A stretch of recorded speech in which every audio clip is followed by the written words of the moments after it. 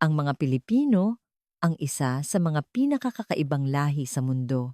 Sa isang silid-aralan ng isang prestihiyosong unibersidad sa Amerika, ginaganap ang huling presentasyon para sa semestre.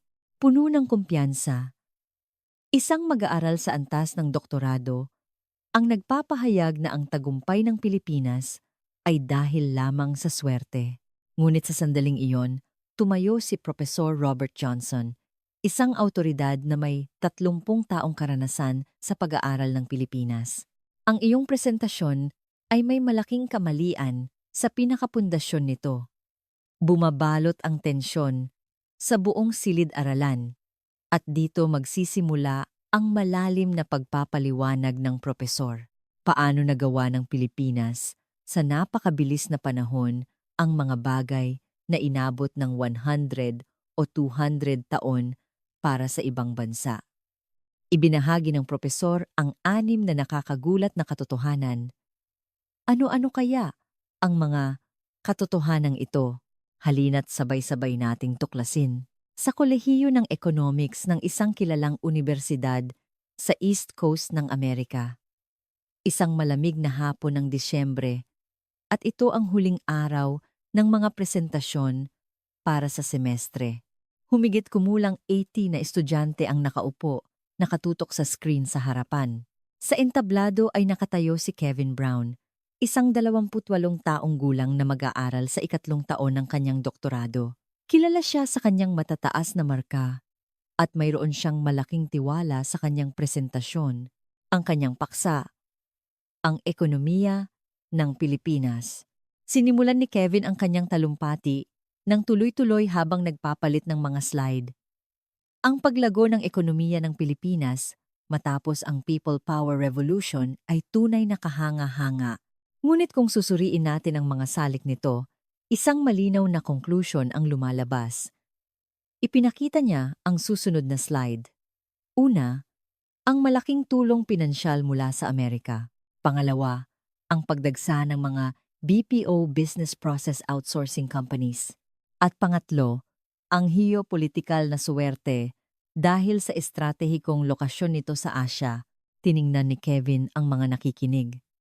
Sa madaling salita, ang tagumpay ng Pilipinas ay hindi dahil sa mga panloob na kadahilanan, kundi sa mga panlabas na salik. Sa ibang salita, ito ay dahil sa suwerte. Ilang estudyante ang nagsimulang magsulat sa kanilang mga kwaderno. Tumango si Kevin nang may kasiyahan at ipinakita ang kanyang huling slide. Kaya naman, hindi na kailangang bigyan ng labis na pagpapahalaga ang modelo ng pamamahala sa Pilipinas. Sa halip, ang mahusay na sistema ng kanluran ang tunay na modelo para sa pangmatagalang pag-unlad. Nagpalakpakan ang mga tao.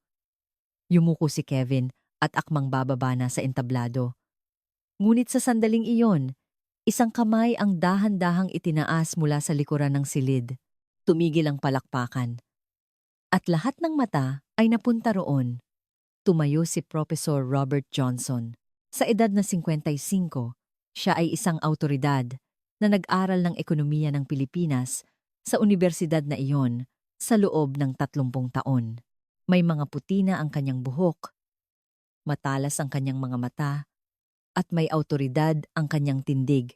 Alam ng mga estudyante ang kakaibang atmosperang iyon kapag magtatanong ang propesor. Dahan-dahan siyang naglakad papunta sa harapan at tinitigan si Kevin bago magsalita. Maganda ang paghahanda mo sa iyong presentasyon. Marami kang datos na ipinakita. Bahagyang ngumiti si Kevin. Ngunit nagpatuloy ang propesor. Subalit, may fundamental na pagkakamali ito.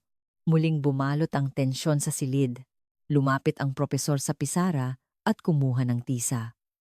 Walang imik, nagsimula siyang magsulat ng mga numero, 250 taon, 100 taon, at 60 taon. Nagsimulang magbulungan ang mga estudyante, bahagyang pinagpawisan ang noo ni Kevin. Humarap ang propesor at mahinahong nagtanong, Kevin, alam mo ba kung ano ang ibig sabihin ng mga numerong ito? Tiningnan ni Kevin ang kanyang mga papel at sumagot, paumanhin po. Hindi ko po alam. Itinuro ng propesor ang pisara. Ito ang mga taon na kinailangan para makamit ang antas ng pag-unlad na katumbas ng Industrial Revolution.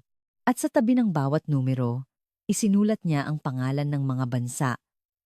Sa tabi ng 2 50 taon, Great Britain.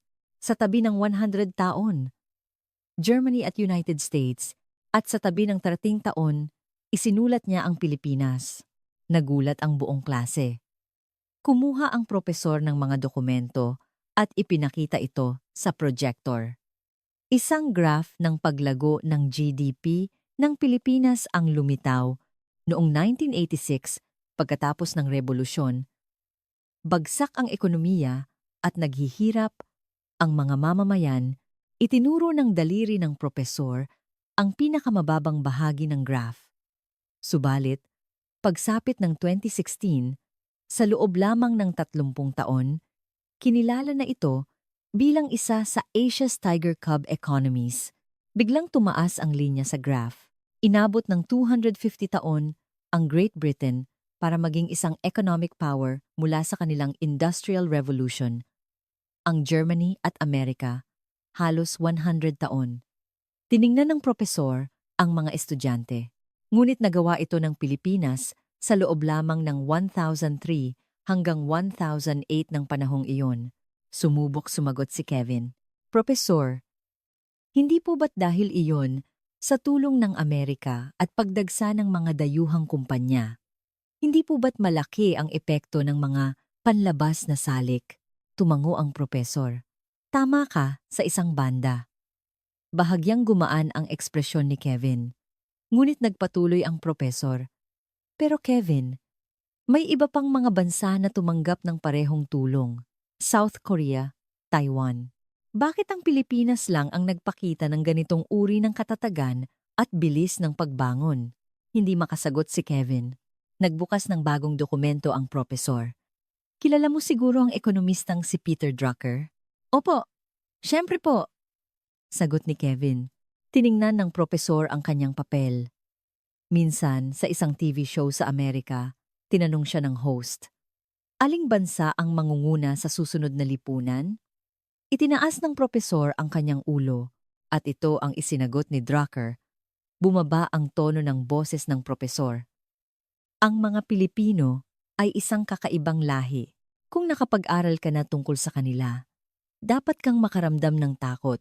Napasinghap ang mga nakikinig. Isinara ng propesor ang kanyang mga papel at tinitigan si Kevin. Takot. Naiintindihan mo ba ang kahulugan ng paggamit ng salitang iyon ng isa sa pinakamagagaling na ekonomista sa mundo? Umiling si Kevin. Bumalik ang propesor sa pisara at nagsulat ng petsa. 1945. Liberation of Manila. Unang binisita ni Drucker ang Pilipinas noong dekada 60. Sa gitna ng panahon ng muling pagbangon, mahinahon ang boses ng propesor. Noong panahong iyon, ang Pilipinas ay nasa kaguluhan. Wasak ang Maynila. At hindi pa maayos ang sistema ng edukasyon. Nakita niya ito ng sarili niyang mga mata. At isinulat ng propesor ang isa pang petsa. 1970. Muling bumisita si Drucker sa Pilipinas. At ano sa tingin ninyo ang nakita niya? Tiningnan ng propesor ang mga estudyante. Ang bansang halos 20 taon lang ang nakalipas ay nasa kaguluhan ay isa ng nangungunang bansa sa Timog Silangang Asya. Ibinuka ng propesor ang kanyang mga kamay. Kaya niya sinabing, takot. Isang takot na nagmumula sa paghanga. Isang takot sa isang lakas na hindi kayang unawain ng ordinaryong tao. Natahimik si Kevin. Isinulat ng propesor ang numerong 6 ng malaki sa pisara. Ngayon, ipapaliwanag ko ang tunay na diwa ng Pilipinas mula sa 6 na pananaw. Tinitigan niya si Kevin.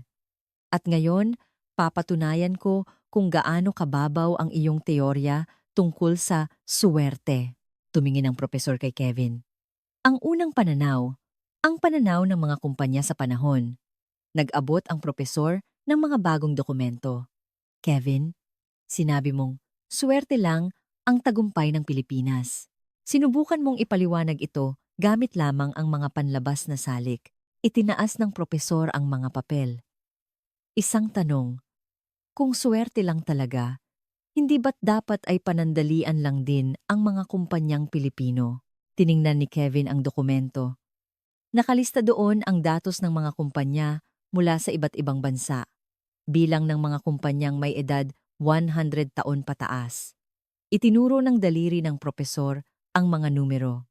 Pilipinas. Mahigit 3,000 kumpanya. Nagbulungan ng klase.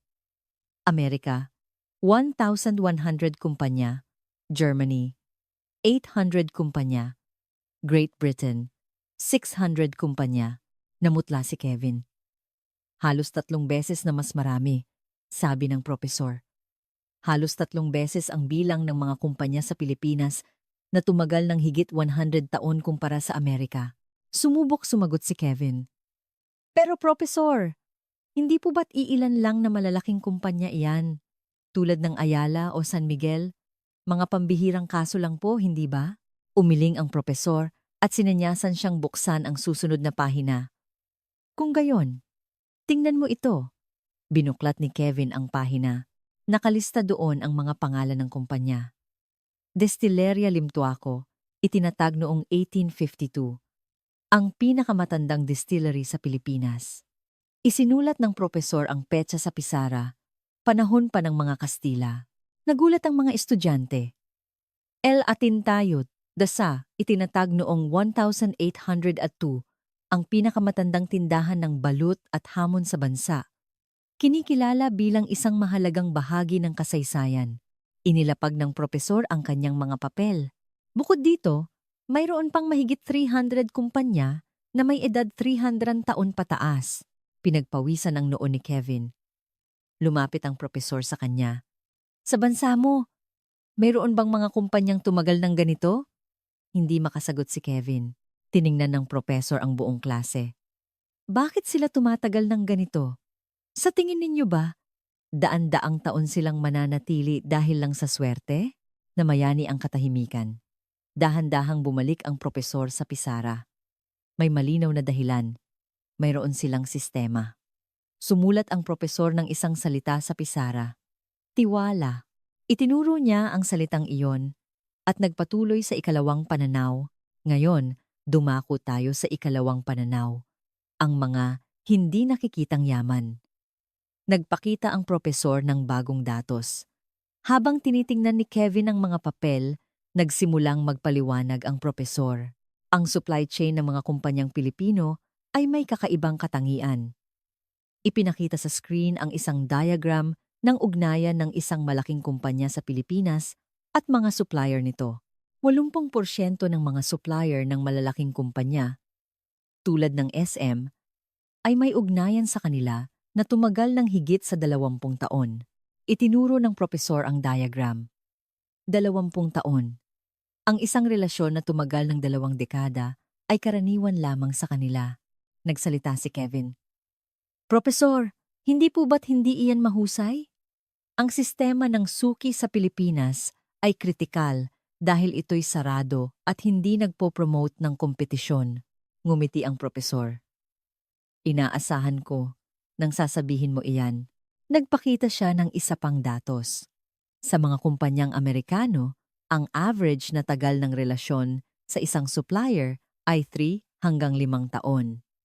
Ikinumpara niya ito, 20 taon at 5 taon.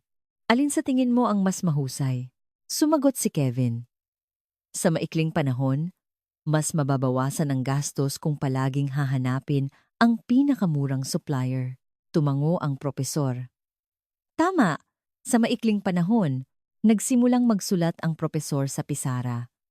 Negosasyon, sa presyo, paggawa ng kontrata, pagsusuri sa kalidad, pag-asikaso sa problema. Sa tuwing magpapalit ka ng supplier, lahat ng gastos na ito ay lumalabas. Sa economics, tinatawag itong transaction costs. Gumuhit ng linya ang propesor sa diagram. Ngunit kung may 20 taon na kayong ugnayan, minimal na lang ang negosasyon sa presyo. Sigurado na ang kalidad. Maiiwasan na ang mga problema bago pa man mangyari, ipinagpatuloy ng propesor. At ang pinakamahalaga, nagkakaroon ng pagbabahagi ng kaalaman. Nagbigay siya ng isang halimbawa. Kapag ang isang malaking kumpanya ay gumagawa ng bagong produkto, ibinabahagi nila ang plano sa kanilang matagal ng supplier. Sa bansa mo, matatakot kang baka makuha ng kakumpetensya mo ang teknolohiyang iyon. Tumango si Kevin. Ngunit sa Pilipinas, dahil sa 20 taong tiwala, nagagawa nilang ibahagi kahit ang mga sensitibong impormasyon. Ibinuka ng propesor ang kanyang mga kamay. Dahil dito, tumataas din ang kakayahan ng supplier at nakakagawa sila ng mas magandang produkto. Tumataas ang kalidad ng produkto ng malaking kumpanya. Sabay silang umuunlad. Itinuro ng propesor ang salitang tiwala sa pisara. Ito ang hindi nakikitang yaman. Hindi ito nakasulat sa balance sheet. Hindi ito madaling makita sa presyo ng stock.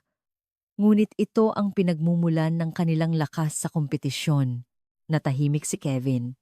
Mahinahong nagtanong ang propesor. Naiintindihan mong mabuti ang aklat sa economics. Kompetisyon sa presyo, efficiency, pag-maximize ng panandali ang kita. Naging mas seryoso ang boses ng propesor. Ngunit hindi nakasulat sa aklat kung gaano kalaking halaga ang nalilikha ng isang yaman na tinatawag na tiwala sa pangmatagalang panahon. Tiningnan ng propesor ang buong klase. Ang dahilan kung bakit may 3,000 kumpanyang 100 taon na. Ang dahilan kung bakit normal lang ang 20 taong relasyon sa negosyo. Hindi ito swerte. Ano ang masasabi ninyo tungkol dito? Mangyaring iwan ang inyong mga komento sa ibaba. Tinitigan ng propesor si Kevin. At mayroon pang 5 salik na sumusuporta sa sistemang ito. Itinuro niya ang numerong 6 sa pisara.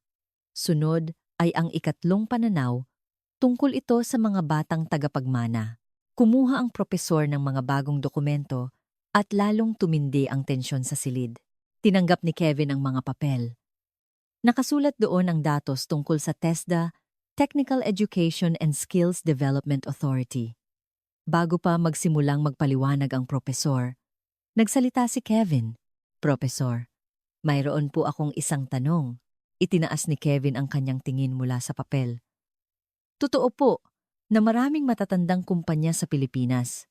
Ngunit narinig ko po na sa modernong Pilipinas, iniiwasan na ng mga kabataan ang mga technical at vocational na trabaho. Nagpatuloy si Kevin. Malala rin ang brain drain. Hindi po ba't mahirap na ang pagpasa ng kaalaman at kasanayan? Sumang-ayon ang ilang estudyante. Ngumiti ang propesor. Magandang tanong. Maraming tao ang may ganyang pag-iisip. Nagpakita ang propesor ng bagong datos sa screen. Alam mo ba na may sistema ang Pilipinas na tinatawag na TESDA? Umiling si Kevin. Itinuro ng propesor ang dokumento.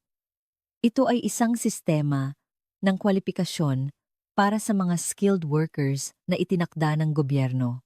Binasa ng propesor ang datos. Mahigit 200 na kurso. Taunang bilang ng mga nag-e-enroll. Halos 1 milyon. Nagbulungan ang klase. Nanlaki ang mga mata ni Kevin. 1 milyon. Diin ng propesor. Bawat taon, ganito karaming tao ang kusang loob na nag-aaral ng mga kasanayan at kumukuha ng sertipikasyon. Ipinagpatuloy ng propesor. Marami sa mga kumukuha nito ay mga kabataan. Ipinakita niya ang isa pang graph. Ang mga aplikante na nasa edad 20s ay umaabot ng daan-daang libo bawat taon. Nasaan ang sinasabi mong mga kabataang umiiwas sa technical jobs? Nakatitig si Kevin sa mga papel. Pumunta ang propesor sa harapan ng klase. Mayroon bang ganitong sistema sa Amerika? Hindi makasagot si Kevin. Wala.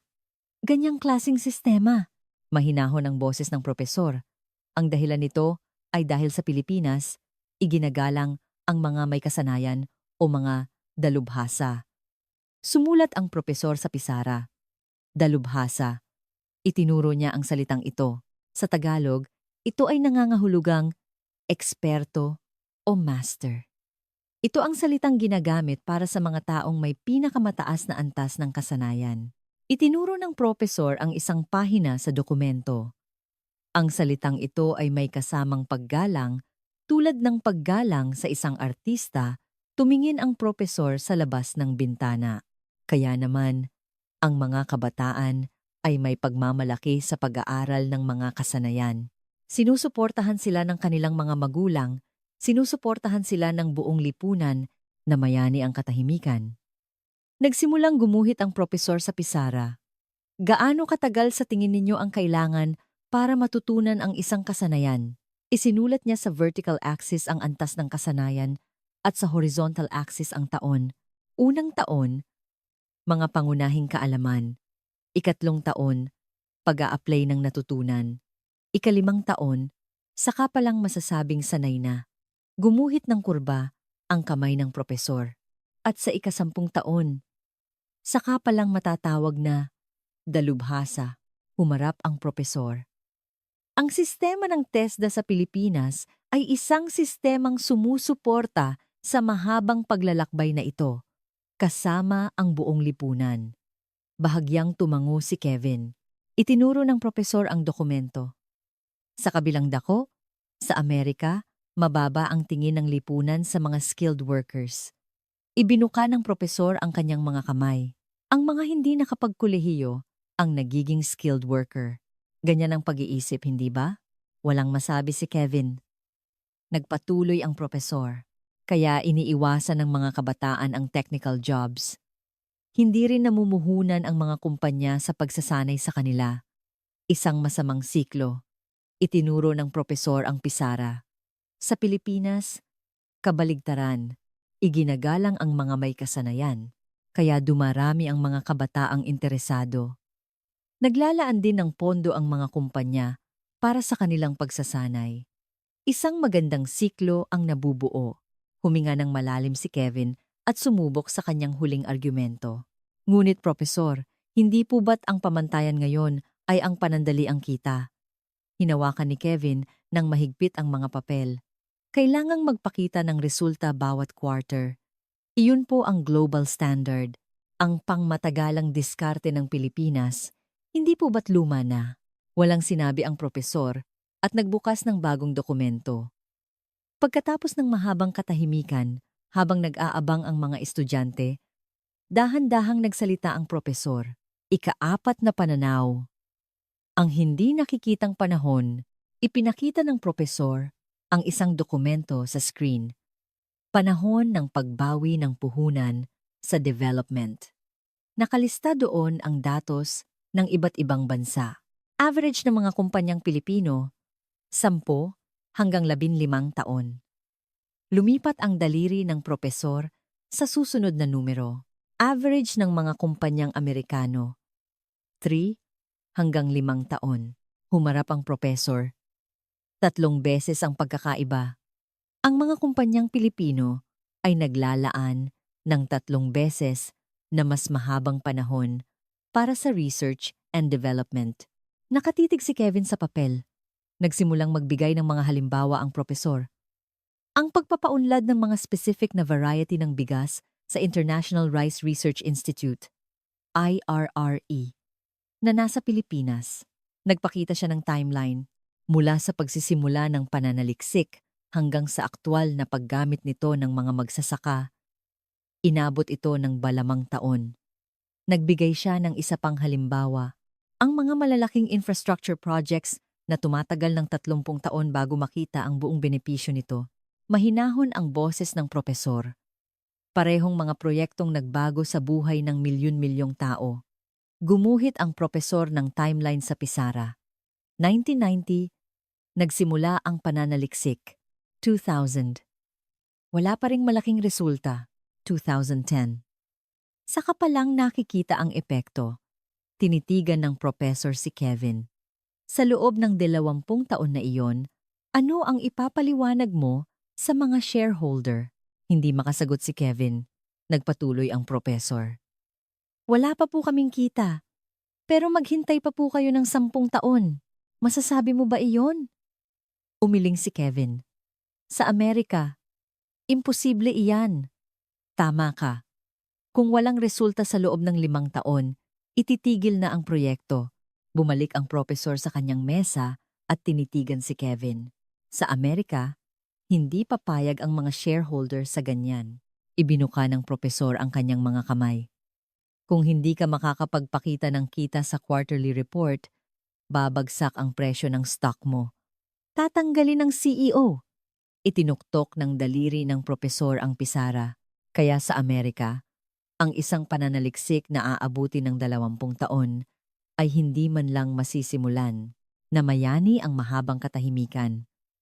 Ano sa tingin ninyo ang pagkakaiba ng research and development period ng Pilipinas at Amerika? Ibahagi ang inyong opinyon sa comment section. Isinara ng propesor ang dokumento. Habang ang mga kumpanyang Pilipino ay naglalaan ng 20 taon para sa pagpapaunlad, ang mga kumpanyang Amerikano ay naghahabol ng kita bawat quarter. Naging mas malakas ang boses ng propesor. At ngayon, ang mga resulta ng pangmatagalang pananaliksik na iyon ang siyang nagpapakain sa malaking bahagi ng Asya. Tiningnan ng propesor si Kevin, ito ang hindi nakikitang panahon. Hindi ito nakasulat sa balance sheet, hindi ito makikita sa presyo ng stock. Ngunit ito ang nagbabago sa mundo. Tiningnan ng propesor ang lahat ng estudyante. Mayroon pa tayong 2 natitira.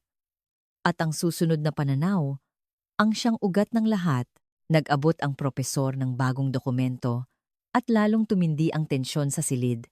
Huminga ng malalim ang propesor. Ika-5 pananaw. Ito ang ugat ng lahat. May kakaibang bigat ang kanyang boses, ang katagalan ng mga kumpanya, ang ugnayang batay sa tiwala. Lahat ng ito ay sinusuportahan ng isang partikular na kaisipan. Pumunta ang propesor sa pisara at sumulat ng isang konsepto. Bayanihan, ang ugat ng lahat ay nasa konseptong ito. Humarap ang propesor. Pamilyar ka ba dito? Naghanap si Kevin sa kanyang mga papel, ngunit wala roon ang salita. Paumanhin po. Hindi po. Tumango ang propesor. Natural lang. Hindi ito gaanong kilala sa Amerika. Nag-abot siya ng bagong dokumento. Ang bayanihan ay isang sinaunang diwa ng komunidad at pagtutulungan.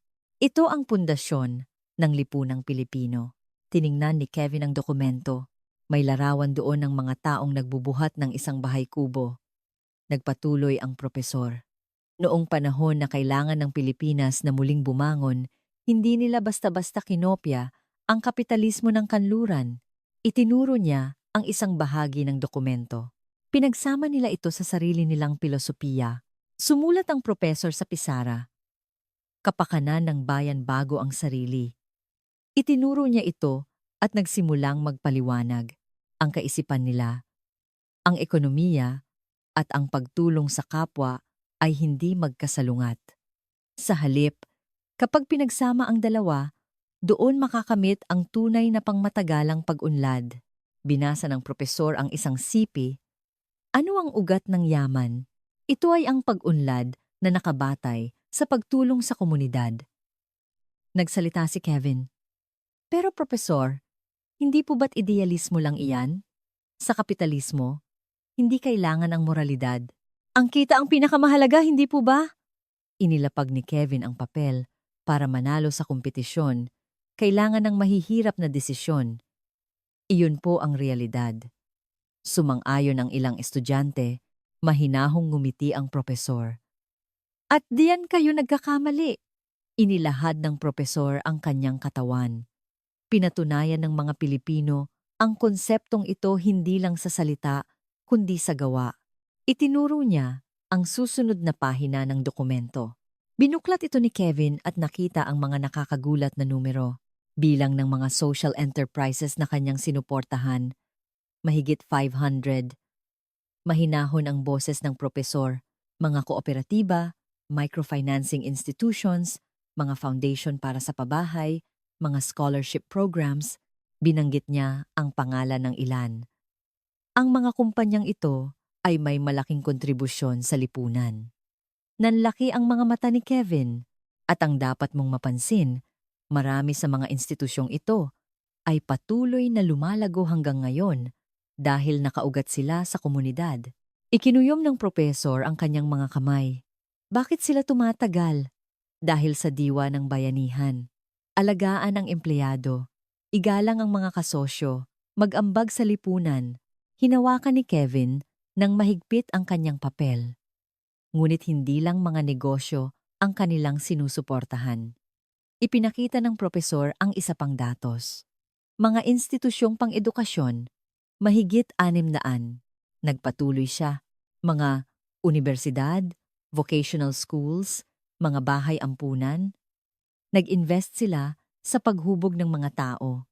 Tumingin ang propesor sa labas. Dahil alam nila, ang ekonomiyang walang malasakit ay panandalian lamang.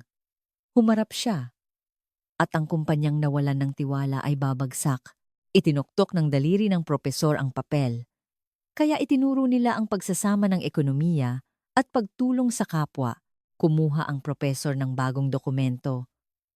Maging si Peter Drucker ay humanga sa konseptong ito. Sinabi niya, ang pag-unlad ng Pilipinas noong ika-20 siglo ay malaking dahil sa kanilang kakaibang pananaw sa komunidad. Isinara ng propesor ang papel. Ang ugat ng lahat ng katangiang nakita mo ay narito. Itinuro niya ang pisara. 3,000 kumpanyang 100 taon na dahil iyan sa kaisipang nakaugat sa pangmatagalang serbisyo. Naging mas malakas ang kanyang boses. 20 taong ugnayan sa negosyo. Dahil iyan sa pag-unawa sa kahalagahan ng tiwala, bumabalik na ang sigla sa mga mata ni Kevin. Nagpatuloy ang propesor. 10-15 taong research and development. Dahil iyan sa kaisipang mas mahalaga ang pangmatagalang halaga kaysa sa panandaliang kita. Malalim na tumango si Kevin. Dumako tayo sa susunod na pananaw. Nag-abot ang propesor ng bagong dokumento at seryoso itong tinanggap ni Kevin. Ika-6 na pananaw. Ang tao bilang yaman. Nagpakita ang propesor ng datos. Bago pa man ito tingnan ni Kevin, sumubok siya ng huling argumento. Propesor, naiintindihan ko na po ang lahat. Ngunit, tumayo si Kevin. May isa pa po akong duda. Hinawakan niya nang mahigpit ang papel. Mababa ang mobility ng mga empleyado sa mga kumpanyang Pilipino. Lifetime employment, seniority. Hindi po ba't mga luma at hindi mahusay na sistema ang mga ito? May diin ang boses ni Kevin. Sa global economy, ang mga magagaling na talento ay dapat malayang lumipat. Iyon po ang nagdudulot ng inobasyon, hindi ba? Mahinahong ngumiti ang propesor. Sa kalmadong ekspresyon na iyon, bahagyang natigilan si Kevin. Dahan-dahang nagpakita ang propesor ng bagong datos. Average na tagal sa trabaho. Nakalagay doon ang paghahambing ng mga bansa, Pilipinas. 10 hanggang 15 taon, lumipat ang daliri niya sa susunod. Amerika, 4-6 taon. Nagulat ang klase, humarap ang propesor. 3 beses ang pagkakaiba. Gumuhit siya sa pisara. Ang kasanayan ay hindi nakukuha sa isang gabi. Gumuhit ang kamay niya ng isang dahan-dahang tumataas na kurba. Unang taon, pag-aaral ng basehan. 2 taon, pag-a-apply. 5 taon, saka pa lang, magiging sanay. Mahinahon ang boses ng propesor. At dahil sa 10-15 taong pagpapahusay sa iisang lugar, doon nalilikha ang kalidad na kilala sa buong mundo. Tinitigan ng propesor si Kevin. Sa Amerika, ang magagaling na talento ay lumilipat kada 2-3 taon. Ibinuka ng propesor ang kanyang mga kamay. Kaya hindi namumuhunan ang mga kumpanya sa pagsasanay. Aalis din naman agad. Itinuktok ng daliri ng propesor ang pisara. Sa Pilipinas, kabaligtaran. Tinitingnan ng kumpanya ang empleyado sa loob ng 4 taon. Nagpatuloy siya, kaya sa loob ng 15-20 taon, nahuhubog ang mga dalubhasang manggagawa At ang mga manggagawang iyon ang lumilikha ng world-class na serbisyo at produkto. Sinipin ng propesor ang isang kasabihan. Ang tao ang pader, ang tao ang bato, ang tao ang mug. Ito ay isang paboritong kasabihan na nagpapakita ng kanilang paniniwala. Tiningnan niya ang mga estudyante. Ang tao ang pinakamalaking yaman, kaya dapat silang alagaan sa pangmatagalan. Ito rin ay bahagi ng kanilang pilosopiya. Inilapag ni Kevin ang kanyang panulat. Huminga siya ng malalim at dahan-dahang tumango. Naiintindihan ko na po, Propesor. Ang boses ni Kevin ay hindi na palaban, kundi puno ng pag-unawa at pasasalamat. Wala po pala akong naiintindihan. Isang mahinang palakpakan ang nagsimula sa silid. Nang matapos ang klase at nagsimulang magligpit ang mga estudyante, tumayo si Kevin. Dahan-dahan siyang lumapit sa propesor. Nag-aayos ng mga papel ang propesor. Propesor, tawag ni Kevin. Tumingin ang propesor. Maraming salamat po. Yumuko ng malalim si Kevin. Wala po pala akong naiintindihan. Ang nakikita ko lang pala ay ang ibabaw. Ngumiti ng malumanay ang propesor. Magaling kang estudyante, Kevin. Inilapag niya ang mga papel. Ngunit ang tinitingnan mo lang ay ang datos. Hindi mo sinubukang tingnan kung ano ang nasa likod nito. Itinaas ni Kevin ang kanyang ulo. Tumingin ang propesor sa labas ng bintana. Sa totoo lang, noong una, katulad din kita. Nagulat si Kevin sa sinabi niya. Nakatitig sa malayo ang propesor. 30 taon na ang nakalipas. Nagtatrabaho ako sa isang investment firm sa London. Nagsimulang ikuwento ng propesor ang nakaraan. Isang hapon ng linggo, niyaya ako ng kaibigan ko na pumunta sa isang art exhibit. Ngumiti siya, pero nagkamali kami ng venue. Nakikinig si Kevin. Napadpad ako sa isang exhibit ng sining mula sa Pilipinas. Pumikit ang propesor. Doon, nakita ko ang isang piraso ng sining. Isang bulol. Bahagyang nanginig ang boses niya. Isang inukit na figura ng anito ng bigas. Simpleng ukit lamang mula sa kahoy. Iminulat ng propesor ang kanyang mga mata. Ngunit binihag ng sining na iyon ang puso ko at hindi na binitawan. Tahimik na nakikinig si Kevin. Noong una, hindi ko maintindihan kung ano ang kinakatawan nito. Pero habang tinitingnan ko, nakita ko ang kabundukan, ang mga palayan, ang espiritu ng mga ninuno. Ibinuka ng propesor ang kanyang mga kamay. Ang pagpapahayag ng pinakamalalim na kahulugan gamit ang pinakasimpleng materyales. Nabigla ako sa estetikang iyon. Nagsimulang maglakad ang propesor. Mula noon, naging kolektor ako ng sining ng Pilipinas. At hindi lang sa sining, kundi nagkaroon din ako ng interes sa kanilang kasaysayan at kultura. Huminto siya. At ang pinaka nagpagulat sa akin ay ang EDSA People Power Revolution. EDSA Revolution po? Tanong ni Kevin. Tumango ang propesor. Isa itong revolusyon. Mula sa isang diktadurya patungo sa isang demokrasya. Binago nila ang buong sistema ng lipunan mula sa ugat. Naging mas malakas ang boses niya. Ngunit iba ito sa mga revolusyon sa Europa. Ang French Revolution, ang Russian Revolution, lahat ay madugo. Ibinuka niya ang kanyang mga kamay. Subalit sa EDSA Revolution, halos walang dugong dumanak. Sa pamamagitan ng pag-uusap, ng pananampalataya, binago nila ang isang bansa. Nagniningning ang mga mata ni Kevin. Noon ko naisip, ang mga Pilipino ay isang pambihirang lahi. Tinitigan ng propesor si Kevin. At ngayon, ikinuwento ko sa iyo ang 6 na pananaw. Ito ang kabuuan ng lahat ng natutunan ko sa loob ng 30 taon. Malalim na tumango si Kevin. Kinuha ng propesor ang kanyang mga gamit. Dito nagtatapos ang klase ko. Ngunit sa totoo lang, may isa pa akong dapat gawin. Nagtaka si Kevin. Ngumiti ang propesor. Pagkatapos ng 6 na buwan, idedeklara ko ito sa buong mundo. Lumipas ang taglamig at dumating ang tagsibol. 6 na buwan ang nakalipas.